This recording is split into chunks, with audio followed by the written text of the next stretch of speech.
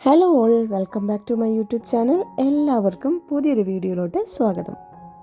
ഇന്നത്തെ വീഡിയോയിൽ നമ്മൾ ജാപ്പനീസ് ആളുകളുടെ വളരെ ഇൻട്രസ്റ്റിംഗ് ആയിട്ടുള്ള എന്നാൽ നല്ല പവർഫുൾ ആയിട്ടുള്ള ചില ഹാബിറ്റ്സിനെ പറ്റിയാണ് പറയുന്നത്. ജപ്പാനിലുള്ള ആളുകൾക്ക് വളരെ ആയുസ്സും ആരോഗ്യമൊക്കെ ഉള്ളവരാണ്.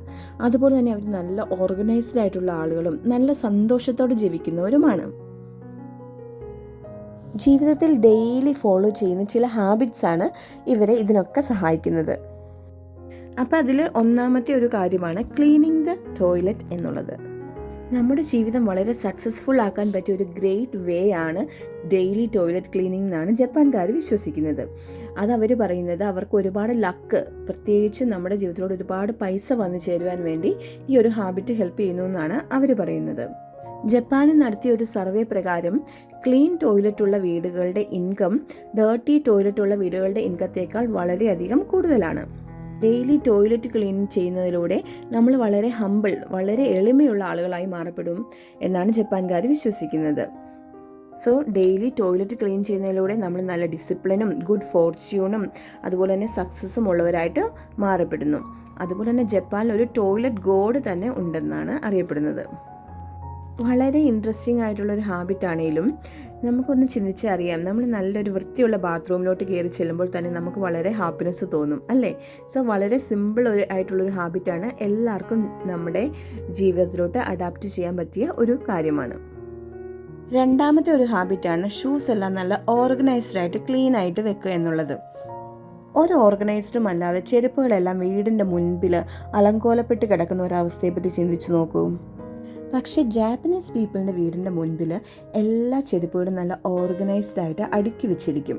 ഇങ്ങനെ ഓർഗനൈസ്ഡ് ആയിട്ട് ചെരുപ്പുകളൊക്കെ നല്ല അടുക്കി വെച്ചിരിക്കുന്ന കാണുമ്പോൾ തന്നെ നമുക്കൊരു സന്തോഷം തോന്നും, അല്ലേ? ആ വീട്ടിലുള്ളവർ നല്ല വൃത്തിയും വെടുപ്പും ഉള്ളവരാണ് അപ്പോൾ തന്നെ നമുക്ക് കണ്ടാൽ മനസ്സിലാകും.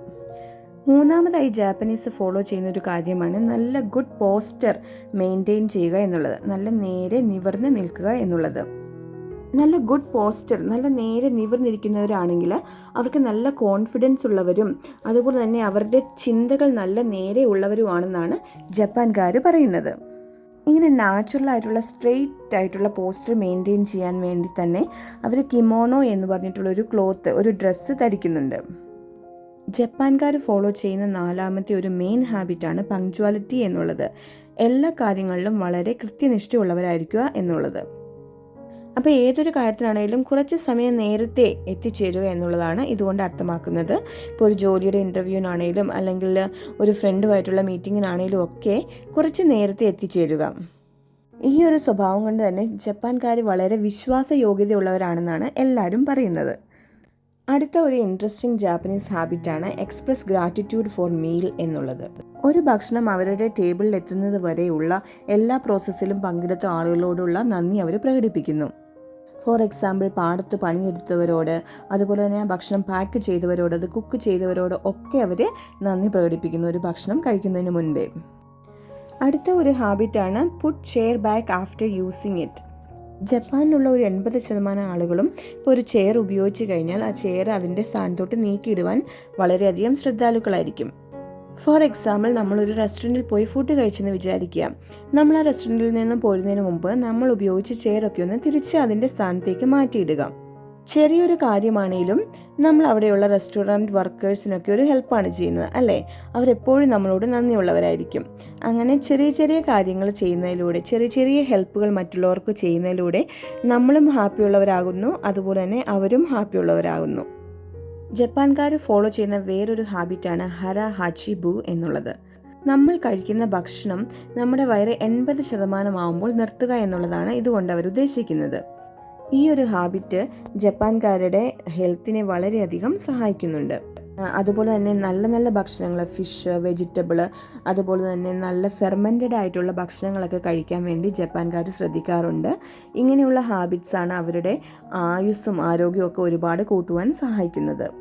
അതുപോലെ തന്നെ ജപ്പാൻകാർ ഫോളോ ചെയ്യുന്ന വേറൊരു കാര്യമാണ് വേക്കപ്പ് എയർലി എന്നുള്ളത്. ഇവിടെയുള്ള ആളുകൾ അതിരാവിലെ തന്നെ എഴുന്നേൽക്കുവാൻ ശ്രമിക്കാറുണ്ട്.